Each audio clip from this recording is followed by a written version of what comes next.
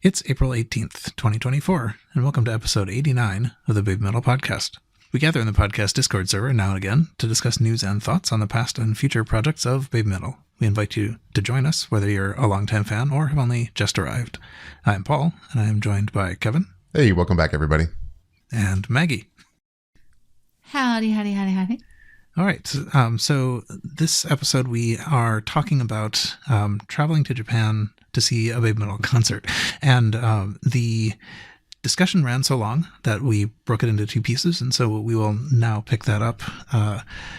You have just arrived in Japan, having bought the airfare and taken the plane. And I think that is where we will pick it up. Okay. Speaking of travel, we have our hotel, we have some flights, we have concert tickets. How the heck do you get around this country? First of all, trains. It's not as intimidating as you think. It's actually really easy. Mm-hmm. Almost everything is bilingual or multimodal or multilingual. Signs are often in English, Japanese, Chinese, Korean. Those are the most common ones I've seen. So it's pretty easy to get around just from reading signs. You also have a smartphone. I think that's reasonable to assume. In 2024, the apps on your smartphone like Google Maps, Apple Maps are fantastic for getting you around. So don't worry about that. Yes, they're very good. Trains are king in this country.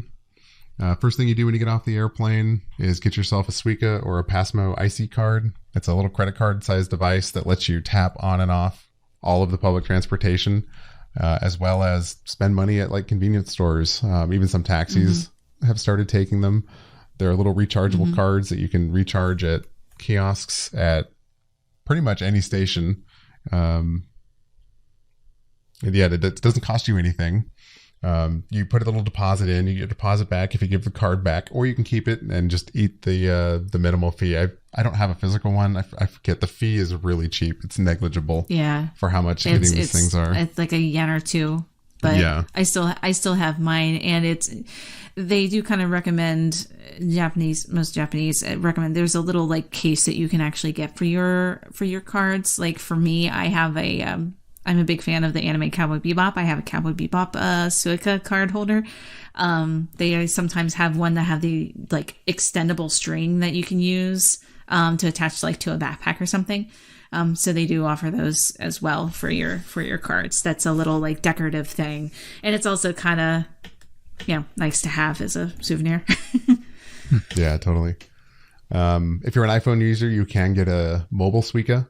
Using Apple Wallet, you can just go in there, search for transit passes, switch to Japan, and add a Suica or Passmo. That's really easy. That's what I do because it allows me to recharge the card anywhere I am. So if it's 3 o'clock in the morning and I'm stumbling around Shinjuku and I want to go into a convenience store and get a fried chicken, but my Suica's dead, I can load it up right there from my phone without having to go find a machine. That's my preferred way, but they don't have an Android app, so it's iPhone only. Yeah, well, iPhone is very popular over in Japan. So I mentioned trains stop. Local trains stop at midnight or thereabouts, depending on where you need to get. Plan accordingly. It's going to be really easy to lose track of time, particularly if you're out having fun in a place like Shinjuku or Shibuya and you find yourself at one of those little underground shows or in a bar or just out enjoying the nightlife and that kind of thing. That time will sneak up on you and then you are trapped. Unless you decide to walk or take a taxi until 5 o'clock in the morning when the trains resume. Just as kind of a side note, we mentioned earlier about having like the little pocket Wi-Fis. And of course, if you're using your map on your phone, it is going to eat your battery really, really quickly. No matter how new your phone is, it eats up a lot of data. Just battery life will be drained. I do recommend bringing, if you have one at home, like a little battery pack.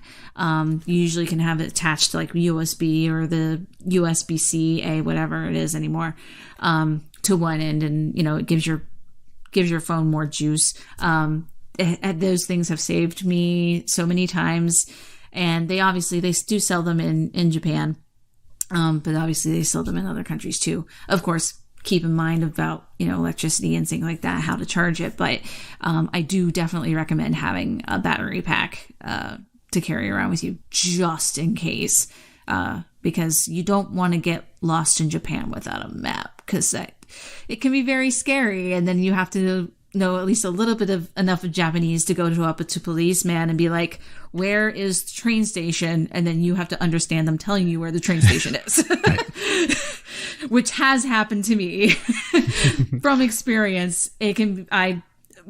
Crying, American girl, like, where is train station? And, them trying to like explain down this way, 1, 2, 3 blocks down. Oh, okay. Thank you so much. And I'm just bawling. It was awful. It was terrible and very embarrassing, but, yeah, battery pack will save you that going through that. Yeah. Also good for exercise because it's, heavy. Yeah, it is. Yeah. I have a little anchor one. I have like a little stick one. Is the one that I have. It's like Sony or something. And, yeah, it's really small. Like it's about the size of it's about the size of my middle finger, I think. It's about the best explanation I can give, but it has a long charge to it. So I don't know. It's really not too bad.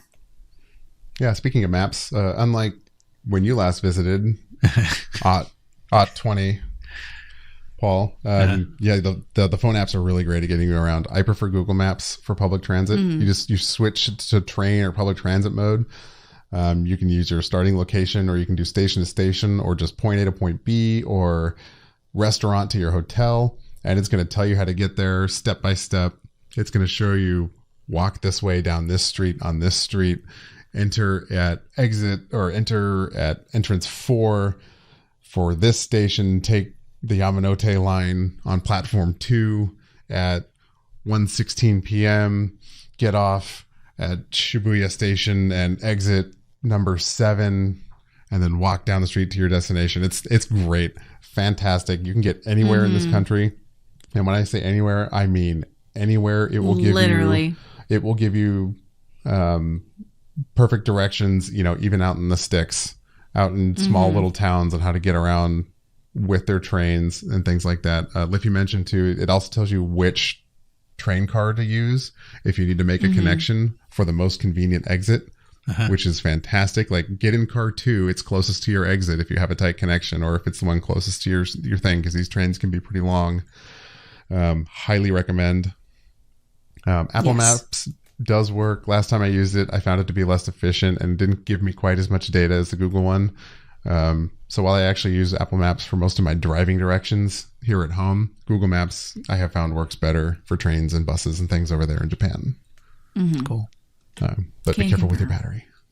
Yes, do be careful with your battery.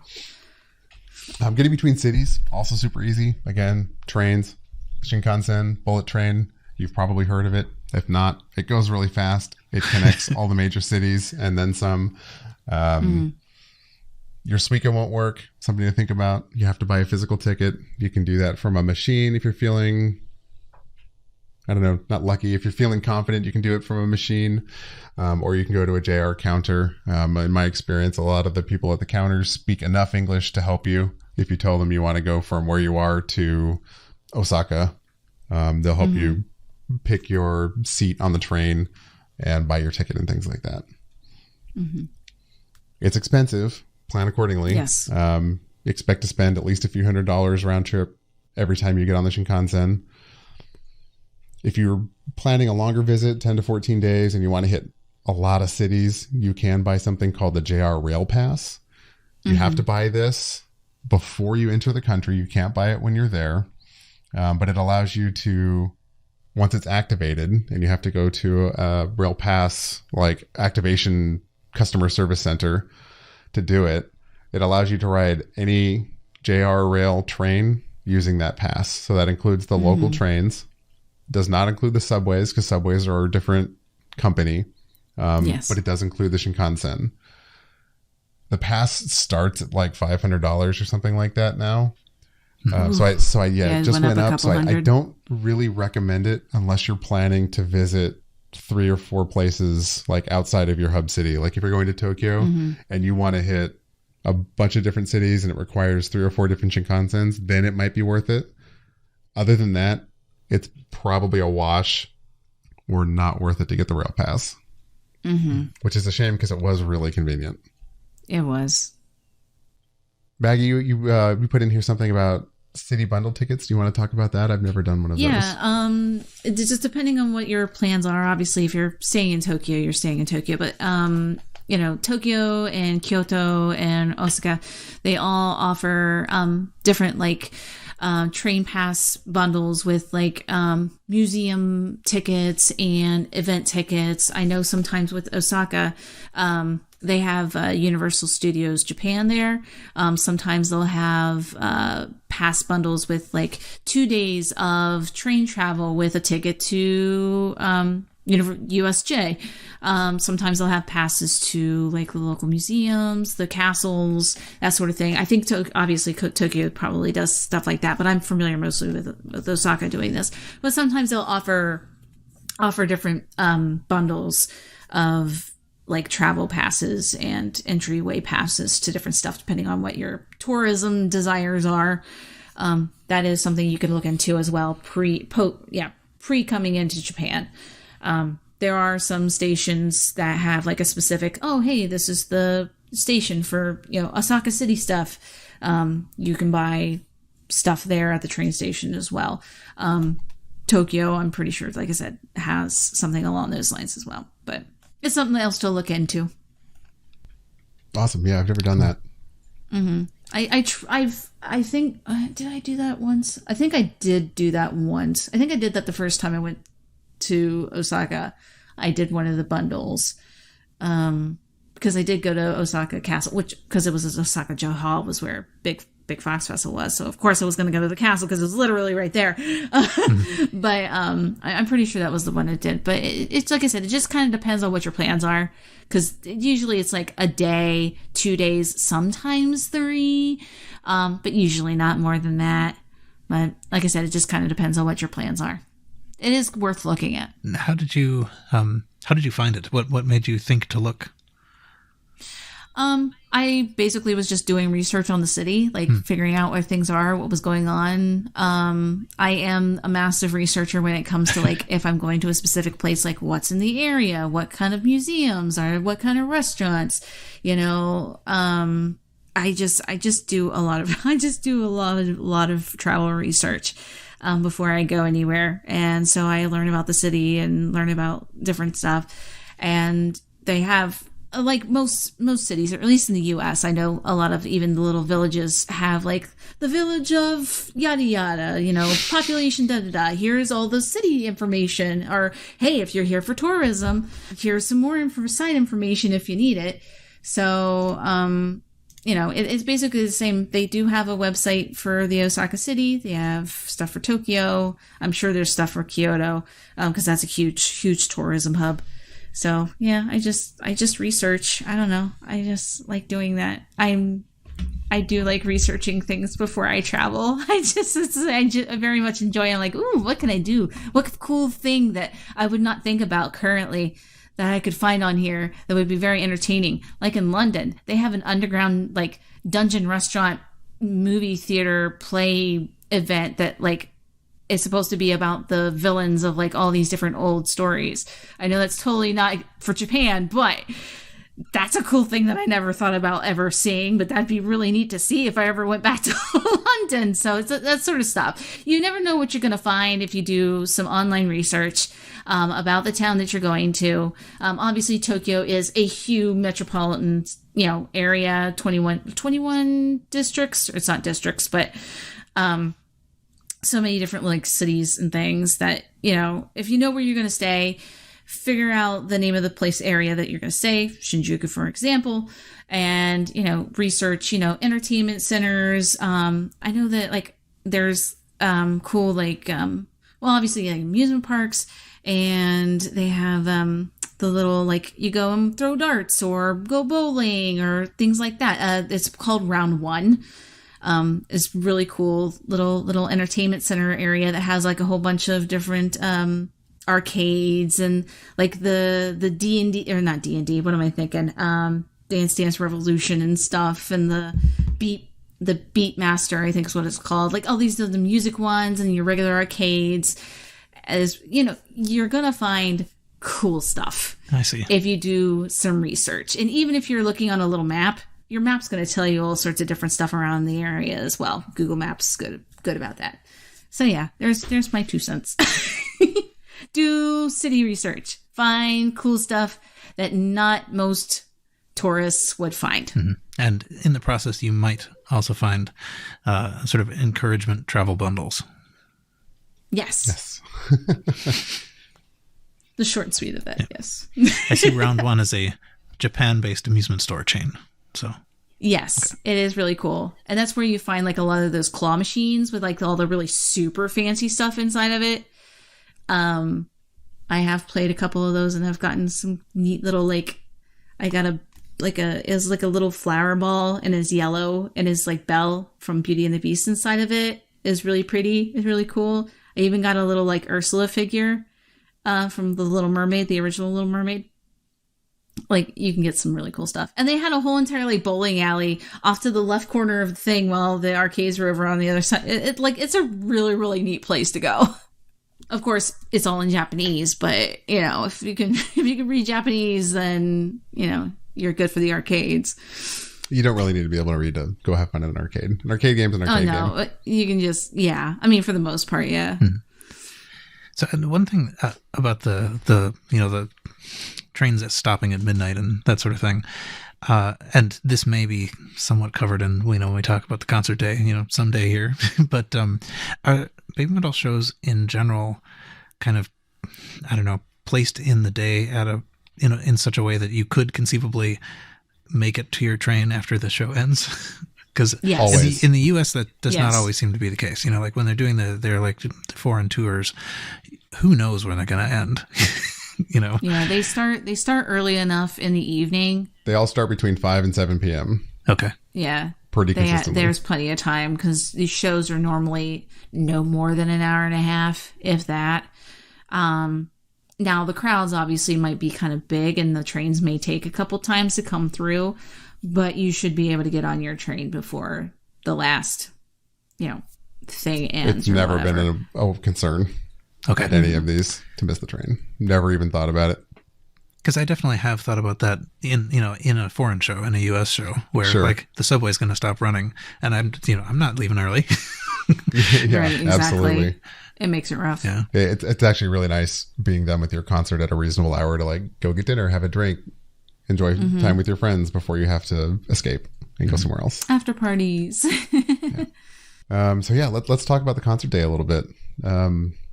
It's pretty well structured, as you might have alluded to. You're going to get there in the morning. Merch always happens first. They announce it on all of their socials when things happen. The line is first come, first serve. Fans do start lining up pretty early. Chomosh will always shop first, or Supermosh will always shop first. And then usually a couple hours later, I think it's usually about 2 hours off the top of my head is what I want to say. Everybody else will get to start shopping. I usually get there between 7 and 9 a.m. I've never really had trouble getting stuff from these shows. The only time I've run into things that have sold out were all of the little patches for the battle jacket at Legend M. That's the only time in recent memory I can think of where I had trouble getting something I wanted. The mask at Legend Metal Galaxy. That was a pain in the rear end. They sold out before even general people went through. Gotcha. I was pretty miffed about that. Yeah. Well, it can happen. So if you're really concerned, just get there early, get in line and hang out. It's usually a good time. There's people chatting. It is a very good time. It's a lot of fun. Yeah, it's usually a lot of fun. So yeah, speaking of having fun in line, gift culture is really neat. You might have run into this in other parts of the world, but it's no more prevalent than it is here. Lots of fans, and I mean lots of fans, make really cool, really unique, and oftentimes better merchandise and gifts to hand out for free to other fans than you'll find from official Baby Metal. Lie. Absolutely no lie. I'm sure a lot of you can think of your favorite like fan artist from social media who's been covering. They'll be there with works to hand out to people photo card size art to hand out. Stickers. I've seen little like Tonka trucks or little like Matchbox cars that are customized with baby metal stuff on them. I have a calculator. Yep. I was going to say 1 year I got a calculator. I love that calculator. That calculator is great. Calculator. Just hand it to you. Here you go. Food is also really popular. Custom wrapped chocolates. I've gotten a ton of those over the years. I got this cute little pen one year with the crystal hair piece. Like it was made to look like their outfit. Oh, nice. It's just a little thing with like on a little keychain. Unfortunately, it broke. I felt so bad afterwards, but yeah, I mean, people hand make things all the time, and it's just it's so cool. Makes you feel bad when you don't bring anything. Yeah, and it's stuff you really wouldn't think about. Like you mentioned in chat, he got a bar of soap from Pia Arena. Bar soap. Oh, seriously? Yeah. I didn't hear about that one. Yep, bar soap. That's excellent. Oh, that's great. So much stuff. Keychains, coins, pens, bars of soap, cards, artwork, like you name Business it. cards. Yeah, business cards. You name it, it's there. You'll find it. I recommend participating. You really don't need to speak the language to do it. If you just approach somebody with your little gift, I always take stickers because they're easy to pack, they're lightweight, and reasonably priced. You hand them out and they'll always try and reciprocate and give you a cool thing. And you can just say thank you with no Japanese required. It just happens and it's really sweet. And it's a fun way to meet people. And all of this stuff is genuinely incredible. If you get the opportunity to go and you want to participate in this, take anything. Like there is no barrier. There's no bar you have to cross to be worthy. It's the thought that truly counts, and I really mean that. It's really unique and really cool to do that over there. And there's a lot of like, especially at least U.S. side. I'm not sure about European side, but at least the U.S. side, there's a lot of like businesses and things that you can easily print stickers and pens and keychains and stuff from. So you can kind of customize to whatever you need to be able to pass out. So it can be something super simple. Yeah, cool. Genuinely, it's the thought that counts, and it will go a long way, and they love that. I have, from when I went the first time, I was talking to a Japanese fan, and he made me, and I still have it on my keys, but this huge baby metal symbol made out of complete metal. And it is the coolest thing that I have. And it even has like the little tiny skull like attached to the side of it. Like someday I feel like it's going to like bend off or something, but it's like he custom made that for me. And it is just the neatest thing. And like I said, I still have it on my keychain, and it's like, you could fight somebody with it. It's that thick and it's that heavy, but it is super, super cool. So just, they're so nice. They're so nice. I guess it also means that you aren't going to lose your keys, or at least you will know if you don't have them on you. It's very accurate, because usually when I put my keys in my pocket, that's the one thing that's like hanging out of my pocket. So if I put my hand down where my pocket is, and if I don't feel that, my keys aren't there. Yeah. I usually have to like shove it down into my pocket to be able to. It's so large. This does make it seem like this is another potential argument for staying near the venue, so that you don't have to take all this stuff in with you to the pit. Absolutely. I usually take some clear files to put all this stuff in that I can put in my backpack, and then I dump my backpack. So yeah, great call out, Paul. Being able to leave this stuff in your hotel room is very, very clutch. All of the lockers, like there's lockers everywhere in this country to store stuff. They're always full by mid-morning. Your odds are not going to get a locker. So having your hotel by is great for that. And some shows do offer a storage option. Some shows, not often though. Yeah. Will call. So you got your tickets. You won the foreigner lottery. You're in Japan. Hooray. You don't have a way to get in yet because you don't have your ticket. There is a will call. You have to be present to get your ticket. The original purchaser must be present. So that means if you have a will call ticket from the foreigner lottery and you want to give it to somebody else and you're not in the country, that ticket is just going to get vaporized. Nobody else is going to be able to get it. Tough luck. Tough luck. A lot of the times, not a lot of the times, every time I've gone, you've needed to show your ticket to get merch. Sometimes in the past, they have accepted the email you get from the ticketing agency saying that you won the lottery and do in fact have the ticket. However, at Legend MM, for the first time, I think you actually needed a physical, separate purchase merch ticket. Mm-hmm. That's important because the Will Call pickup time started at the exact same time as general merchandise sales. So if you were in line all morning, if you didn't know this, and no one did because they didn't announce it or post a sign up for anything, when you got to the front of the line and you didn't have your ticket, you had to go get in Will Call. Oh, geez. Yeah. So this didn't happen to me, fortunately, but I noticed some of my friends were sprinting back from the front of the line to Will Call. And I asked them why, and they said, yeah, we have to pick up our tickets. We can't get in with just the email. So something to think about. Hopefully they don't do that again and they learn from that mistake, because that, I'm sure, was extremely frustrating, having waited in line all morning to get your stuff. You get to the door and you get turned away because you don't have your physical ticket yet. Yeah. So recommend asking around when you get there to see if you can figure that out. Odds are you won't know until it starts, because they don't staff Will Call until, 10 or 15 minutes before the opening time for that. But if you can figure that out early, try. Yeah. It's rough, because I suppose if you have to gamble, like, you could go get at the beginning of the Will Call line, but if it turns out that you didn't need your ticket, then you're just going to be very far back in the merch line. Right. Mm-hmm. Exactly. One other unique thing they did for the first time at MM, if you had won 2 tickets, you needed 2 people to pick up the tickets. One person couldn't pick up 2 tickets. Oh, dang. Yeah, that was a new one that blindsided a lot of people as well. So keep that in mind.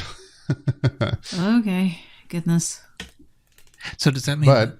so if you're the original... Does that mean that as the original purchaser, you can only buy 1 ticket? Because if you need to be the original purchaser to pick up the ticket, and you bought 2... You can buy 2 tickets. Yeah, this is why this was confusing. This is the first time this had happened.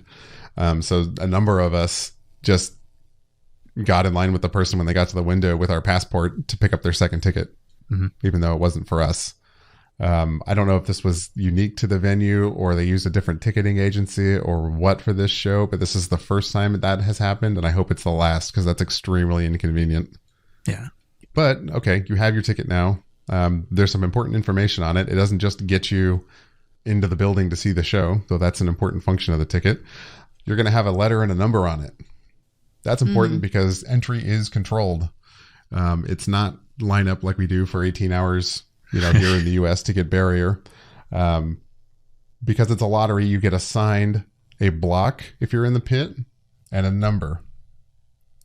So you'll have, for example, F1023 printed on your ticket somewhere. What that means is you are in block F or pit F, and your number is 1023. The number is the number in which you can enter for that block. So what they do is there'll be somebody with a megaphone and a MLB scoreboard of rotating numbers that they just flip over and over and over, which is so funny. Starting at 0, counting, 0, 10, 20, 30, 40, all the way on up. And once the number passes the number on your ticket, you can enter the building. Does that make sense? Yep. Yeah. And they usually separate you out, like there'll be a time frame where you're going to line up outside the building, and they will have the blocks of the numbers in which not the blocks per se, but the number in which you're associated with. They'll have it split out from 1,000 to 1,500, and then 1,501 to 2,000. Maybe not that large of an amount, but they will have it split out so where you can kind of not line up per se, but just kind of gather around that signage. Because that's when you're going to be entering in. So it kind of starts becoming a bit of a line. Yeah. Everybody just kind of munges and waits for the number. Yeah. If you have a low number, the numbers are usually increments of 10. The higher the numbers get, the bigger the increment. If you're above 1,000, they'll probably let 200 or 300 people in at a time, because they're not going to sit there and go through all 2,000 people in a block, one by one. We'd be here all day. But that being said, one of the fun things to do when you get your ticket is to look and then compare with all of your friends. Oh, what's your number? What's your block? Right? Because if you get a really low number, you can have a really good position in the pit if you really want to watch the show. If you have Chomosh, that means, you might be on the rail right in front of the action, which is an amazing experience, right? It's a very amazing experience. The other benefit of this entry method is, merchandise starts at 11. Say you get all your stuff by noon, you go have lunch, and now you have the rest of the day to kill. I mentioned earlier, the shows typically start between 5 and 7 p.m. You got 4.5, 5 hours before you need to be there. When you're going to enter the building. Doors are at 6. I have a terrible number. I won the 4 in the lottery, so I'm in the back. I'm all the way in the back of the alphabet with number 5,000. I can get there at 5:59 and not miss a thing. That being said, though, it is fun, like the gift culture and things. It's fun to go hang out with people. People usually find a way to hang out around, chat, exchange things, meet people, stuff like that throughout the day. But a lot of people do just disappear. Yeah, it's just so much more chill to go to a concert in Japan. There's no, there is a little bit of stress, obviously, with the merch portion of it. But as far as actually entering into the venue, it's so chill. It's very, very chill. It's very relaxing. It's a good day, unless it's like pouring down rain, of course. But elsewise, it's very nice to just, you basically got a day to yourself. Mm-hmm. Yeah, I prefer that over waiting all day here in the US. Yeah, it's quite nice. All right, so we're in the building. We got in the building. Hooray! We're gonna see a show. Yeah, turn your cell phone off. Turn your cell phone off, and they mean it. Don't record the thing. Don't stick your phone up. Follow the rules. Everybody around you will be following the rules. And oh boy, are they watching. I have seen so many people just try and sneak a photo or put their phone up. There's always a staff person on them, inside a minute, asking them to put their phone away. So you're not going to get away with it. Don't even try. Yep. Other than that, it's, general concert rules apply. Don't be a dick. There's an amusing list of things. That needs to be a Kevin sign. General concert rule. Don't be a dick. Yeah, just don't be a dick. Hey, I stole that from Death Clock. I think that was actually a Death Clockism. Oh, now you think about it, yeah. They play a cute little video of Koba and Baby Bones animated, showing you what not to do. Don't be disruptive. Don't wear a giant fuzzy helmet. Don't put your phone up. They're quite amusing. I highly recommend looking them up. I'm sure they're out there. And if you're in a pit and you've never moshed before, that's okay. Moshing is way more friendly than you probably have heard of from where you are in the world. It's super friendly. It's almost exclusively circle pits. You do your little wall of death. If somebody falls over, everybody stops and you get picked back up and you just run around in circles and high five everybody. It's just wholesome. It's wholesome and fun. It's very wholesome. Very wholesome. Totally recommend trying it at least once. You're not going to take an elbow to the face or the gut. You're not going to get kicked. Nobody has ever been violent in one of these things in my experience. There is a possibility of losing your glasses, though. You could lose your glasses. You may want to get something to tie behind your head. Yeah. Do recommend a sports strap. If you want to go back in time, check out the episode on Legend M that we recorded all those years ago. I go into detail on that. Yep. And just to give you a little story on the friendliness and the politeness of these things, I lost my Apple Watch once. It just popped off my wrist. I got it back. I got it back 20 minutes later. I just went to the staff and said, "Hey, I lost my watch," and he had it. Somebody found my watch on the ground in the pit and turned it in. That would never happen here. Yeah, that's pretty amazing. Small size story that doesn't have to deal with concerts. I left my Nintendo Switch on the Shinkansen, and the staff took it to the Tokyo police station, and the next day I was able to get it back from them. Japan's really, really cool about if they find something that is obviously not theirs, to turn it into someone of importance. It's really nice. Mm-hmm. Definitely. Amazing. Just have fun. Enjoy the show. This is why you're there. If you get emotional, that's okay. I don't know anybody who has crying is allowed. Perhaps encouraged. You've done all of this. If you've made it this far in the podcast and this is something that's exciting and it's something you want to try, you're probably going to be emotional because you've done all these things. You've booked your plane tickets. You've been in the country for a little bit. You have your hotel. You have your concert tickets.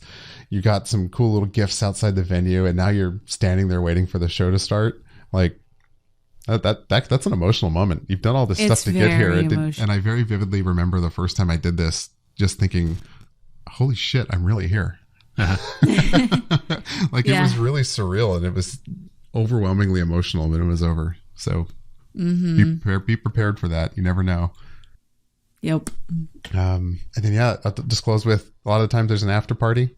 It's probably at the Hub, which is a fake British pub chain that's really popular in Japan, and it's probably at the Hub closest to the concert venue, and anyone is always welcome. Yep, pretty much. And then enjoy the rest of your time in Japan. Yep. You've done it. Yep. Yeah, it really does sound like a fun thing to do. It is. It's very, very fun.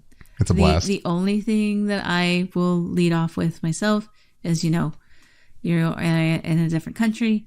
Please have general politeness and respect for those around you. Even just learn maybe some basic Japanese of like, where is this and where is that? Because that will get you a long way.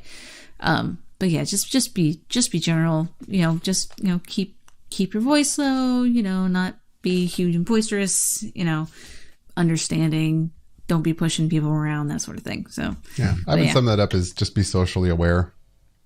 Yeah, that's the best way to put it. Thank you. Yeah. Be socially aware. They will appreciate you for it. Yeah. And you really don't need to know any language to do this. Like, this was a lot. No, this not was necessarily. A lot of information. I recognize that. If you take one thing away from this, it's way easier than you think to go to one of these concerts. Genuinely. That is true. Yeah. As far as cost goes, the most expensive part is always the plane ticket. Yes. Once I get there, I save money. Food is cheap. Yeah. Depending on where you stay, lodging is super cheap. Getting around public transportation, super cheap.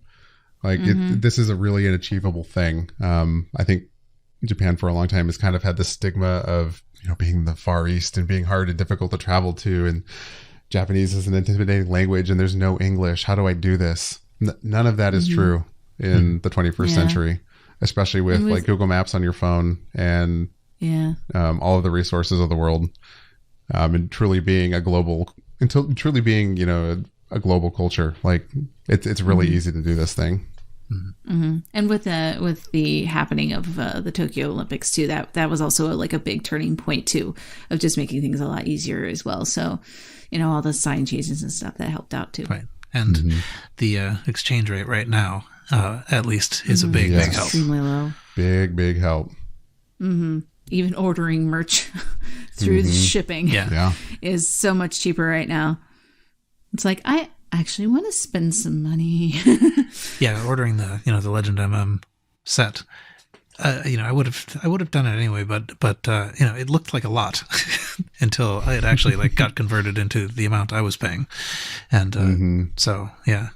Now I wish I'd waited till now to get everything, but yeah. Anyway, I can definitely see being there and feeling like everything is relatively cheap with the resources that you have. I don't know if the yen is actually doing badly against everything, or if it's really just a relationship between the U.S. dollar and the yen, but. At least from the U.S., it looks pretty cheap. I would say if you're in a G8 country or G8 adjacent, you have a very favorable exchange rate. Yeah. So yeah, that's all I got. Do it. Highly recommend. You'll probably see me there. Yes. Please come say hello.